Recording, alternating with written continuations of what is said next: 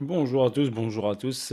Site trading avec vous. Allez, une petite mise au point BTC, petit récap rapide. Donc, petite hausse ici à partir des 15 479, 15 500.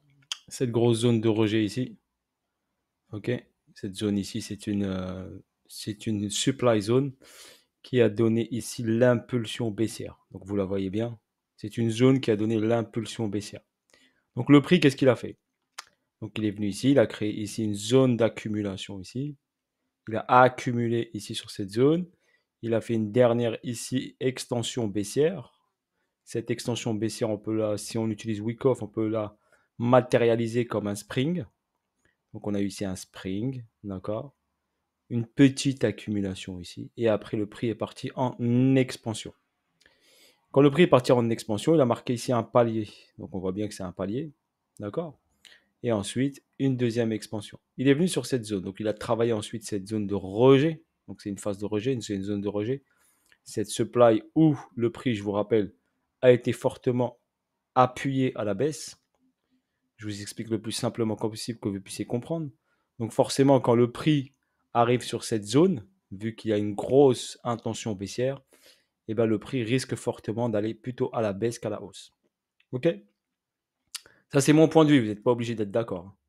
D'accord? C'est mon point de vue. Après, vous, vous choisissez votre point de vue à vous. Donc là, j'ai eu le premier rejet ici. D'accord? Où le prix est venu chercher une zone ici de déséquilibre monthly, donc déséquilibre mensuel. Ce déséquilibre a été comblé. Donc on remarque bien ici qu'on avait un déséquilibre de marché.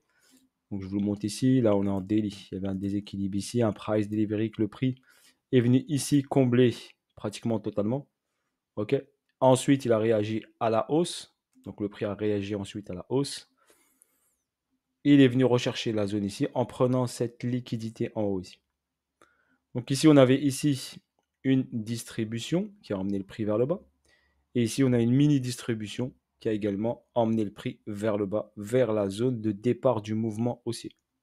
Donc on remarque bien ici que ce mouvement ici, que ce départ de mouvement, le prix est revenu sur ce départ de mouvement haussier vers la zone de rejet.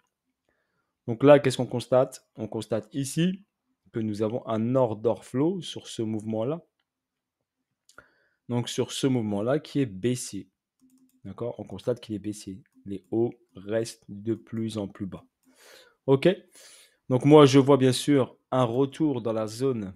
Donc je vais vous expliquer. Donc le Fibonacci ici, on a le plus haut ici et le plus bas de ce mouvement haussier.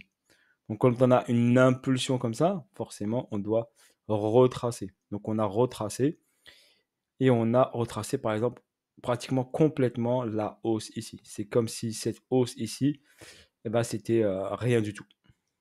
D'accord? Donc par exemple là, on est en juin, on est revenu ici en septembre. Donc toute cette hausse du mois de juin, juillet, a été ravalée ici et on est revenu à la position de départ au mois de septembre. Vous vous rappelez ce que je vous avais dit? Je vous avais dit les hausses estivales sont toujours ravalées en septembre. Vous pouvez le constater si on prend le graphique ici. Ok, on est au mois de janvier ici. Donc là, on est quoi? Mai, juin. Donc regardez ici, hausse de juin jusqu'à mois d'août, ravalée complètement et on est passé en dessous. Ici, on est passé en dessous quand? En novembre. Au mois de septembre, on était ici. Donc le prix ici est monté la période estivale. Au mois de septembre a été ravalé. Donc ici, c'est la phase octobre-novembre. Donc si on a la même chose, hausse estivale, retracement septembre, on végète ici, et octobre-novembre, on continue à descendre. D'accord? Bien sûr, pour descendre ici, il faut que le prix, bien sûr, il prenne un peu de force. Donc pour qu'il prenne de la force, eh bien, il faut qu'il vienne ici. On a par exemple un déséquilibre de marché ici, prendre cette liquidité des 28 000 dollars, 28 142, donc revenir ici, prendre ici de la force pour repartir ensuite vers le bas. Ok, pourquoi pas. Pour respecter l'order flow. Donc s'il respecte l'order flow, donc l'order flow, comme on a dit, il peut faire haut, bas, haut, et après bas ici. et ça sera, l'order flow sera respecté. Ok, voilà ma vision pour moi, seed trading du BTC. Donc là, il est sur une phase où il a ici accumulé. Il a donné quoi? En bas, en haut, manip et il est remonté. Pour l'instant, il n'a pas pris la liquidité ici au-dessus. Ok, ça ne ça va pas tarder, je pense. Ici, il y a une zone intéressante, donc une zone de déséquilibre de marché, où le prix peut revenir ici pour rééquilibrer le marché, comme il l'a fait sur ce mouvement-là. Donc tout ce mouvement-là est venu rééquilibrer ce déséquilibre de marché. Ok. Voilà, ici on a une zone où le prix a basculé fortement à la baisse. Donc forcément, cette zone ici est plutôt baissière que haussière. Donc si le prix revient dans cette zone ici, il sera repoussé plutôt à la baisse qu'à la hausse. Ok, voilà, ça c'est mon point de vue. Je préfère vous donner mon point de vue à moi.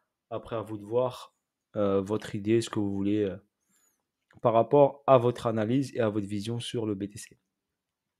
Si on va en H4, donc on a remarqué ici cette bougie-là. Ok, là aujourd'hui, il y a ça. Il y a une hausse ravalée complètement. Donc un mouvement haussier qui a été ravalé complètement. Donc là, si on va en H4, on va le voir. Donc mouvement haussier qui a été ravalé complètement. Ok, donc c'est une incitation à acheter le BTC. Mais la zone, on n'oublie pas, il y a une zone ici qui est là, ici. Où le prix ici peut revenir ici.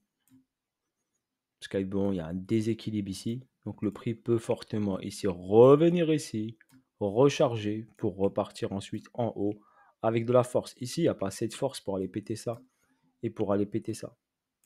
Ok, on est sur une zone médium, donc milieu de zone.